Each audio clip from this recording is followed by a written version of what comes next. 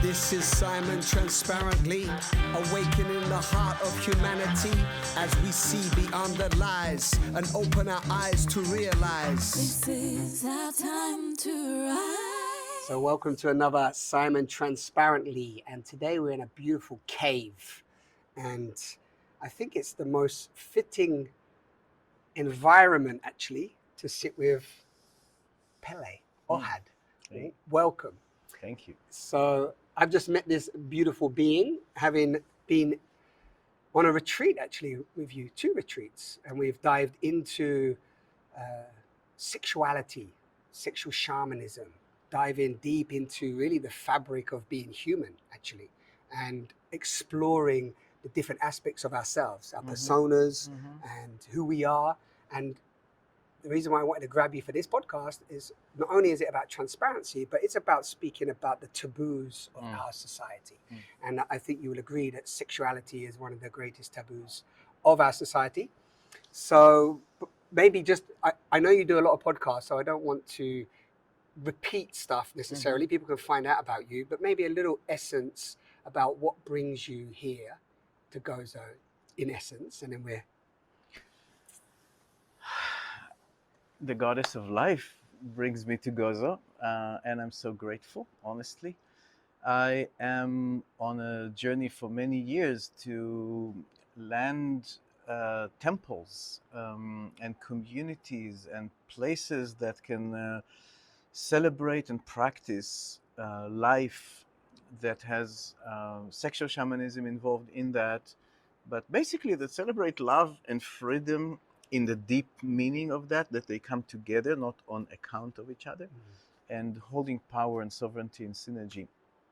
This is what we teach in ISTA, which we met, and what we do is like, we go to different places in the world and we kind of open a circus tent, you know, of like, here we are, ta-da, and there's like a big transformation that happens to people.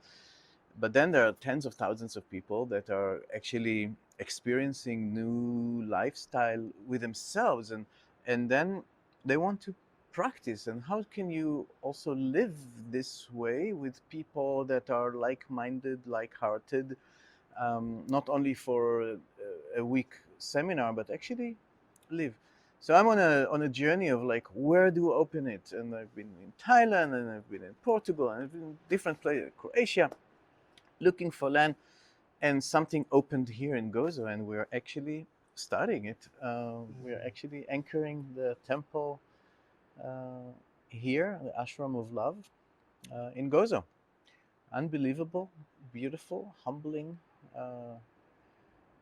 from the amount of grace and beauty that we have here. Right. And it's kind of very relevant because the essence of this island has been spoken about for a long time as the goddess island. Yeah, of course it's not the goddess without the god, but in essence of this being a you could say a sanctuary way back, right? Yeah. Where the feminine was celebrated, where the goddess was, you know, embodied, and you know, there's a, I mean, I don't know it all, but there's a whole mythology around around it. Yeah? So when you said that originally, that was an idea, it sort of, there was a yes in my body that if there's anywhere where there should be at least one of these, this island is definitely one of them, right? It seems like the island called me in. I didn't push myself into this island by any means. It was really like inviting me. I really heard a call, like, you have to go to Malta, from the inside. Like, I've never been here. I mean, 2 years ago, and then when I came, there was such an invitation to come and to bring ISTA and to bring this, and then to open the ashram here, that it feels, what it feels to me is that it really like deep powers that connect to this beautiful, powerful island, and the spirits of this island that are working through us, actually. Yeah. So a little, what comes up, we use the word transparency, sovereignty, synergy, and sacredness. Yeah. So I would love you just in your words, sovereignty. What does that mean in today? People speak about sovereignty. Yeah, it's becoming a little bit of a buzzword, but I love this idea of the embodiment of what that really means. And I don't know if anybody really knows fully, but I think that you're definitely communicating from that place and exploring that. So what does sovereignty mean to Pele in this moment? Yeah, so thank you. Sovereignty is like recognizing yourself as your own authority, that you're not, you don't need to answer to anyone, to anyone else's orders, not your relationships, and definitely not a government or anybody like that, even though they think like that. But to recognize that I'm a sovereign being, basically it's because I recognize the divine in me.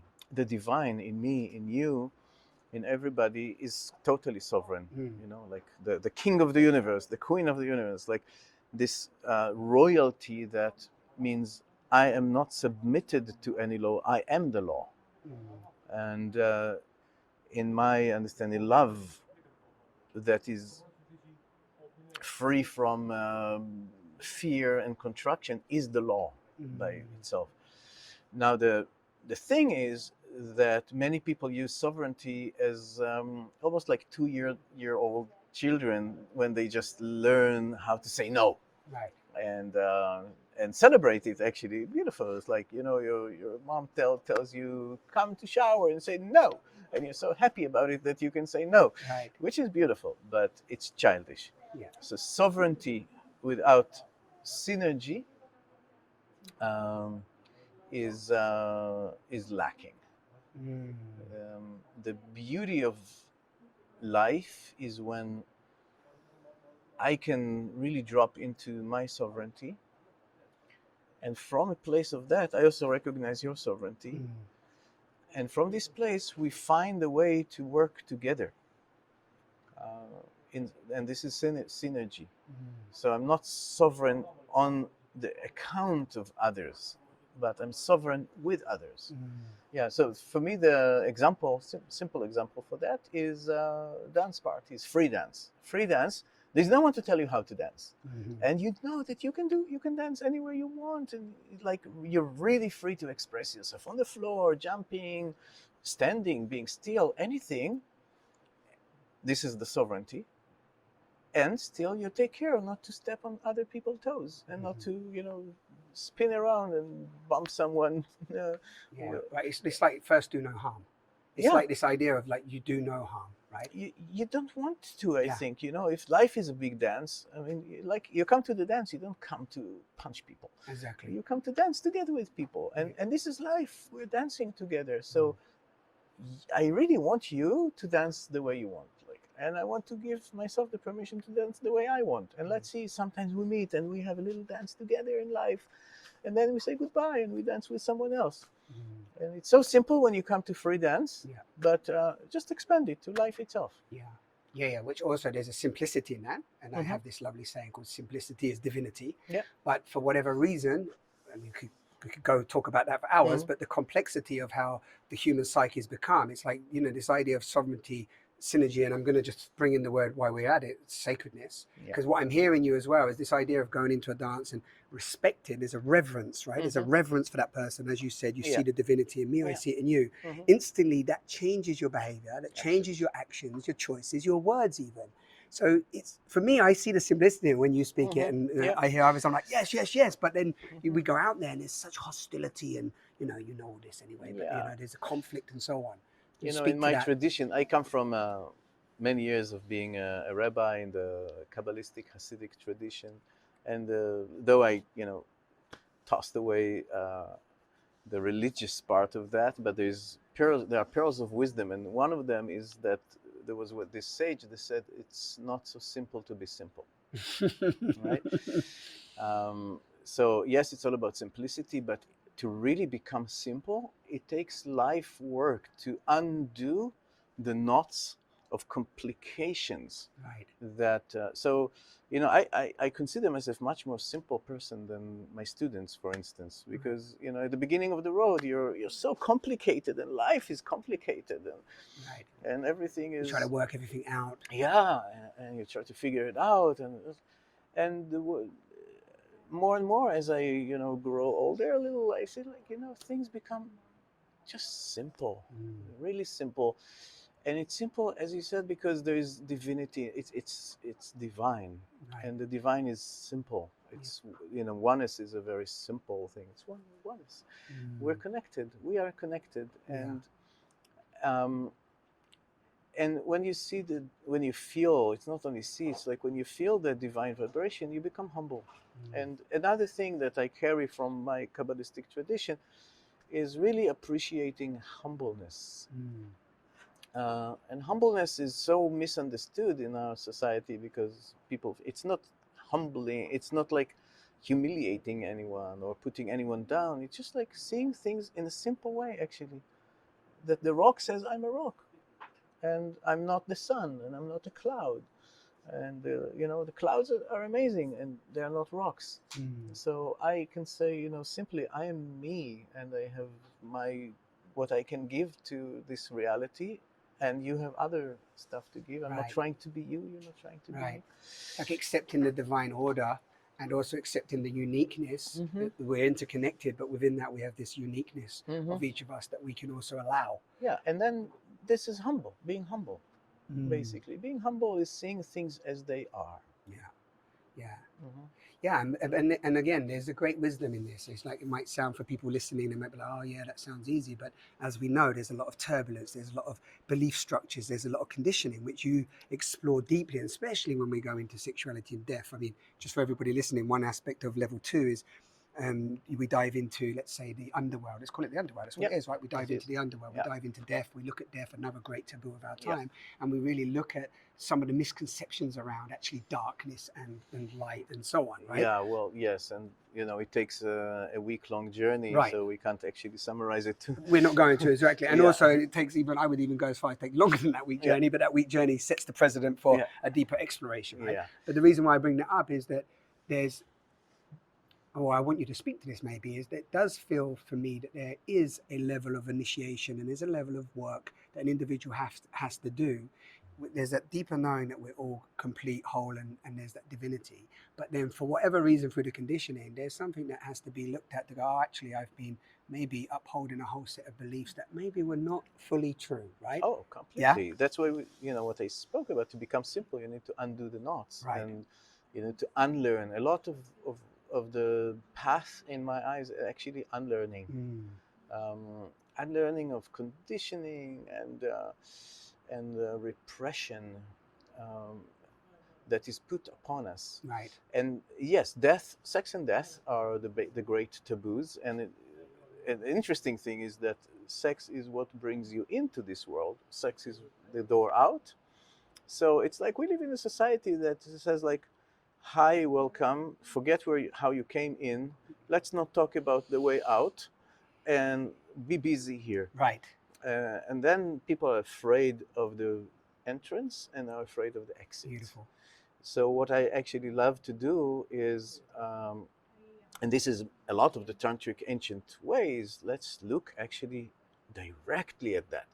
Let's bring consciousness to sexuality, to birth also, to what it means to actually come down and embody physicality, and what it means to continue to recycle the body, and go to death. These are inevitably connected. Sex and death are inevitably connected. And the journey has to go through death, and this is why in level 2, as you say, we go through shamanic death journey, which resembles level 2 in ISTA is built upon initiation journeys from ancient mystery schools, like the Elysian mysteries and Sumatraki lesser mysteries and other traditions that kept initiation journeys in which you need to go to the underworld, which means let go and let things die, let your identity die, because this identity is sometimes just not true. It was put on you by your parents, your whatever. And a whole array of personas that we picked up along the way, right?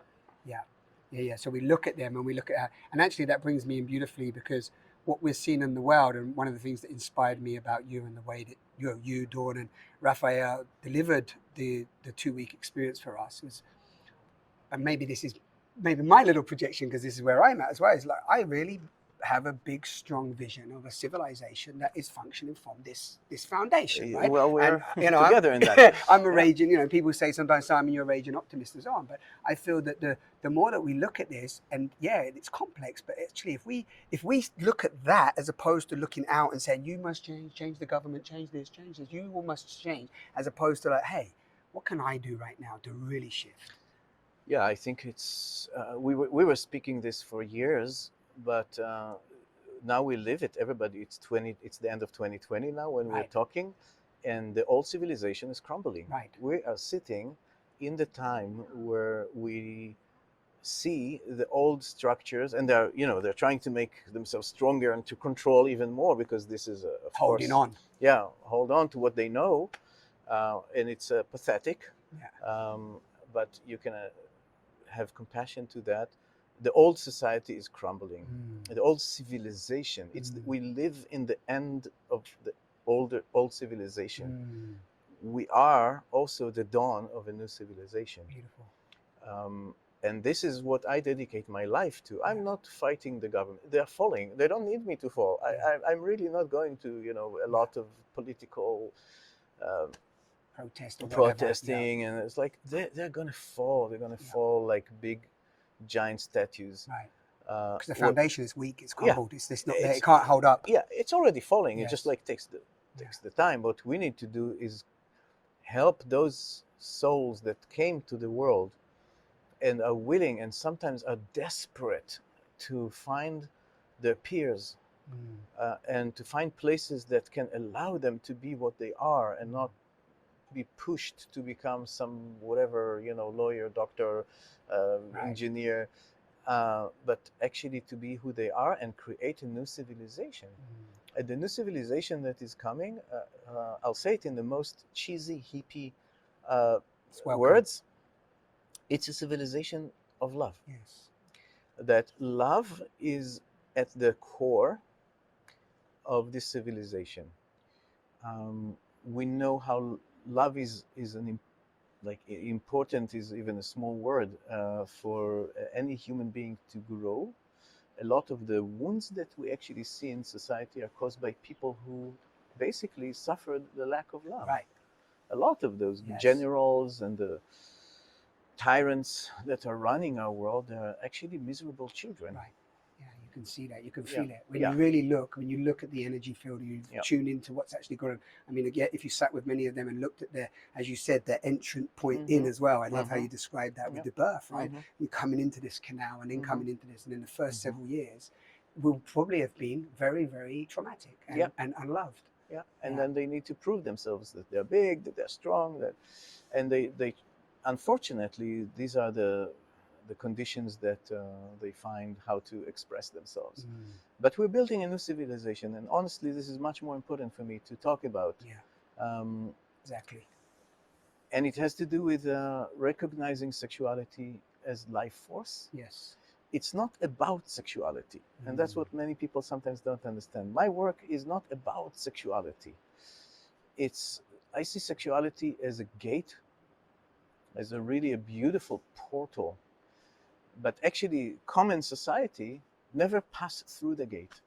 They come to the gate, enjoy it's a nice gate, they take pictures, and that's it. But they never go through the portal. But the thing is that sexuality is a portal to the divine. It's a portal to personal experiences, and many, I think, almost everybody who will watch it and everybody on the world, I do it many times. I ask people, who here, I lecture to hundreds of people. I was like, who here had at least once in their life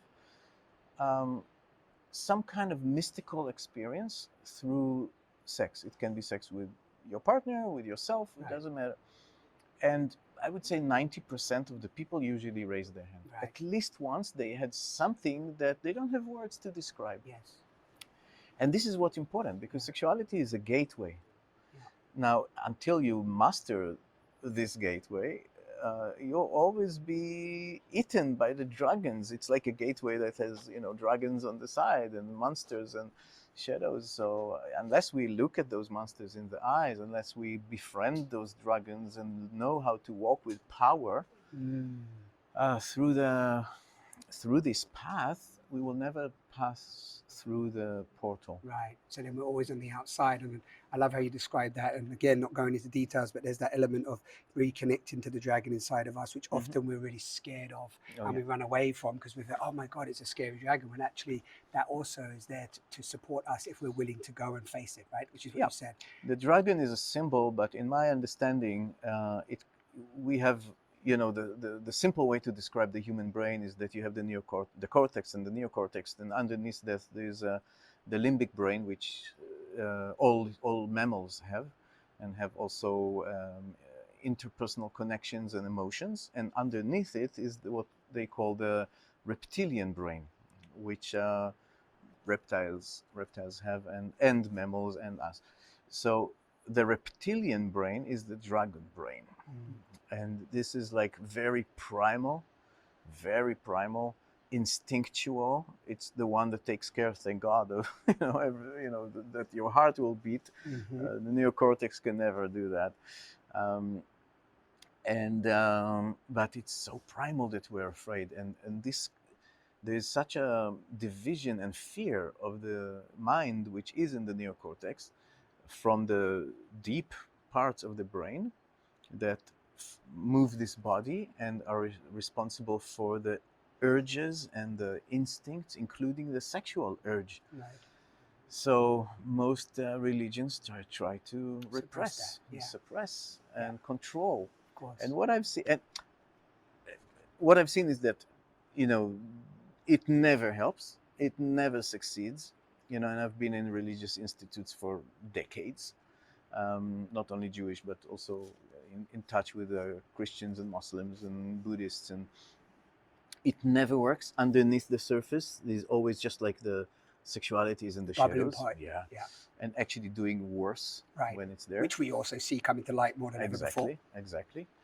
And this is funny, a little frustrating. Many Tantra teachers are actually people who are trying to find a sophisticated way to control the sexuality and eros, and not actually coming with this open heart to the dragon and willing to meet the wildness of this power that lies within them. They're trying to, okay, how can I, contract my mula bandha and breathe from here and breathe from there, and I can move and I control my ejaculation, control my sexuality. It's so much control language, which comes from basically just fear. So you see some of the threads of Tantra, or you're saying more some of the misconceptions of how it's become Westernized. Because would you say that the actual truth of Tantra is like that? No, I don't think so. But, I think it's it's become Westernized. Yeah, Westernized, and Westerners are not worse than anywhere Easterners. else. So I'm sure in the ancient East there were also schools that were driven from just like let's find a way. We're so afraid of the dragon. Let's find a way to control it. Yeah. I'm just saying that it's a completely different way when you walk this path with humbleness and openness, like a child, and you come to meet the dragon like a child, not like a knight with a sword to kill it. Yeah, which you mentioned a few times in sort of the parables of this idea of the light is the one that comes to save the day, and then it's about killing the darkness, as opposed to the curiosity of honoring them both actually and seeing the beauty in what they both bring, and not going, oh, dark is bad, and because that's also, we could talk about that for a whole podcast. That's it's a real key point. So go on. Did you have something to to say that even without dark and light, just to say being a human being is being spiritual, intellectual, emotional, instinctual, sexual. It's all that. Yes. And it's fascinating why different cultures and religions, and they all cut something out. Yes. All cut something out, like, oh, don't deal with sexuality, Yeah. or Don't be too emotional. don't be so emotional, and then come all the new age people, and it's like, your mind is Forget the mind, transcend the mind, and just be in the no story. Yeah, There are yeah. no stories. yeah, and it's like, we are all of that. Yeah. Why not find a way to actually embrace it all and integrate it all? Lovely. That's actually a beautiful place. Yeah, this is wonderful. So let's move on. So let's move on to that then, because it's funny.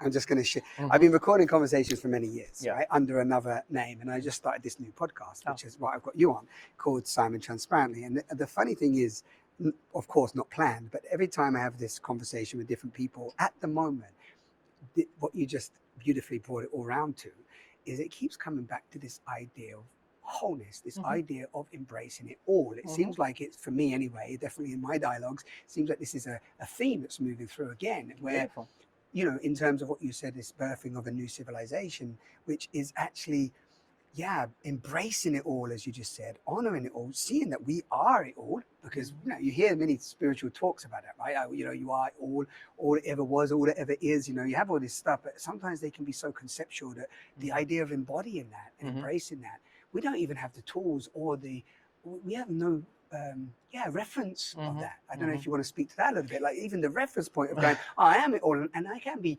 wild 1 minute and quiet the next, and Yeah, and I think this is the beauty of level 1 of ISTA, actually, is just allowing a person to know how to actually work with the different centers and respect the different vibrations, including the mind, including the heart, including the emotions, including the sexuality, and how to, I always call it like our inner community. It's like different voices in us, and they all live together. And how do we live in this community? Are we suppressing one of the voices? And it's like, you shut up. Right. Or you shut up. Yeah. Or actually we learn how to work together. And this is what we give the tools in level 1, a real toolbox of like, here you go. Embody this and bring it to your life. And indeed, it's all about embodiment. Yes. I'm sick of spiritual talks. Yeah. Or concepts that keep flying around. Like, I'm a rabbi. I spent lots of years in books and spirituality that was not embodied, and then I decided, it's like, enough of that. I just need to actually learn how to embody that and how to celebrate it in the flesh, and bring it on in real sexuality, in real, not performed, but like in the realness of life.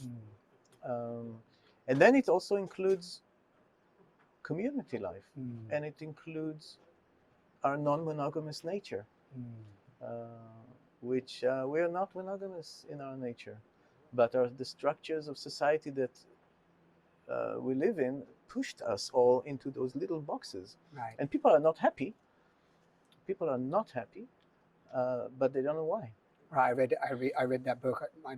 I know you mentioned Sabine Lichtenfels, and her husband. That sort of not her husband, but not her husband. yeah. Sorry, her lover, whatever, partner in Shine.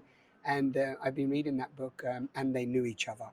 And as soon as you say that, one of the key things that stood out to me in there was this king Chrysops or Cecrops or something that actually birthed monogamy from this idea that, okay, now all the women have to commit solely to another man, yet the men can go off and still do their thing, and they're not going to show up fully sexually, they're not going to show up in their fulfillment, they're not actually going to bow down and be in, honoring of this being, and then all the women, just have to slowly over the years get suppressed. And when I read that as she wrote it, I was like, so this was just an idea of a guy, a king in this essence, in this story, that decided to bring that in, and then how that is filtered into our whole society, where now, it's like they think that this is a great celebration, where in fact it came from a great suppression. You see, I don't know what book you're related. Sabina is a good friend of mine for many years, 20 years. We're friends and collaborators. She's the founder of Tamera community. Exactly. Both of them, Sabina and Dieter. So I don't know this book, but definitely we share those ideas. I did write a book which is a historical novel to be found on Amazon that's called Kadesha. And second one actually coming really soon, in a month or something. The second book is going to be published. And Kadesha is a historical novel that actually relates to the time in 500 BCE in Jerusalem, where there was actually a monotheistic revolution, conspiracy that is documented even in the Bible, in the Book of Kings, as a good thing, but which started a big suppression of goddess traditions, sexuality, shamanic sexuality that was celebrated in Jerusalem for hundreds of years before that, and thousands of years before that. So there's a lot to talk about it, and that's why I wrote a big book about it. Beautiful. So we can reference that after as well, because I think what that book did for me, or still is doing for me, I'm like reading it 3 times through, is that it just shifted this whole idea of, or just what free sexuality is and how they look at it as well. And again, they're looking at it from what we mean you've spoken about. This is not just people, it's not just about orgies and sex, and it's all this. This is about the respect, what they actually say, contact, solidarity, and trust as 3 of their key, let's say, principles of how you can show up, and that you cannot be faithful if you cannot love others. It's one of the things they say in there, right? This idea of like we get so caught up in ownership of a relationship that we can't allow our love to be with others. Yeah, I think it's shooting in our own foot, the monogamy and being led by jealousy and possession, because the nature of a human being as an ape, is not a monogamous nature. You're not supposed to, by any means, and your system is not meant to, take one partner and be with them for the rest of your life without being attracted to other people. Just your biology is attracted. Now you can make decisions based on priorities, and you can definitely prioritize, okay, I want now to go deep with one person, of course, but without the suppression. Once you start to suppress and repress the other attractions as if they don't exist, they just go in the shadow. Right, then it becomes toxic. It becomes toxic, it becomes pornography, it becomes sometimes, many times, cheating. Always, most of the time, that was my experience. A lot of cheating behind the back, and then tragedies, and not knowing what you can share, like you've got to hold, even if you hold back so-called white lies, which then become, white lies are piling one on top of the other, and become a lot of toxic there. So transparency, talking about transparency, is a key, actually. Yes. To being transparent with who I am and what I am and what will make me happy. And if you're my partner, and you say you love me, why would you not want me to be happy and thriving?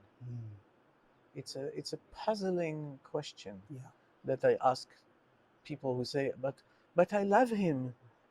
It's like, well, if you love him, don't you want him to be happy and to be free? And then to be happy is to be free. Who is happy under captivity? Nobody is happy under captivity. So if you love someone, set them free. Actually. Which again, we've heard that said many times, but to really live that, to own it, to let that go, to strip away your attachments and the jealousy and the anger and all this other stuff that's going to bubble up, and then allow that, use the tools, allow it to come, move it, and then feel the freedom after is actually liberation, right? And a lot of it, I many times people say like, oh, we're not monogamous. I usually check how much freedom you actually give to your women lovers. Because we come from a patriarchic society that give many times men the permission to be non-monogamous, but the women are being killed if they're or slut shamed or whatever, the whole list goes on. So for me, like, first thing, let women be sexually free, and have them really be free to choose how they want to live their sexual life, it's not only sexual, it's their love life. How many? Yeah, it's life force, like you said earlier. Actually, Yeah. it's the freedom of their life force. And this goes into creativity, expression of many different things. It's not just about I just want to get fucked by hundreds of people. This is about full expression of the vastness of their being, right? Yeah, and she mentions that as well in the book. And I know you know them anyway, but she points that out. The funny thing is that this whole thing, I want to be fucked by many people, or this is the other side of repression. Exactly. Like when you repress someone, you hold them tight. What they dream of is like, I want to do it. Right.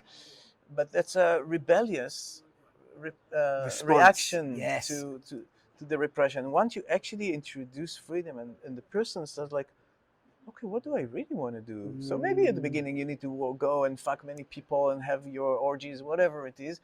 But then it relaxes, and then it's like, oh, what I actually want to do, who I want to move together with, and the whole vibration changes. Yeah. Actually, I'm just going to jump in there because that actually brings in the deeper sense of who I am, right? Who am I? Because you get to have that freedom of all that turbulence that's going on, and then from the who am I, we drop into the love, right? And then from the love, we drop into service. I just want to throw that in there because as you were speaking, I was like, I just saw those little cogs link, and then it's like, oh, how can I actually show up my fullness? And in essence of that, we will be in service. Because because we're in that wholeness, we're in that embodiment. It's like you're only going to serve. Your actions are only going to be, what's the word? Enhancing for the whole.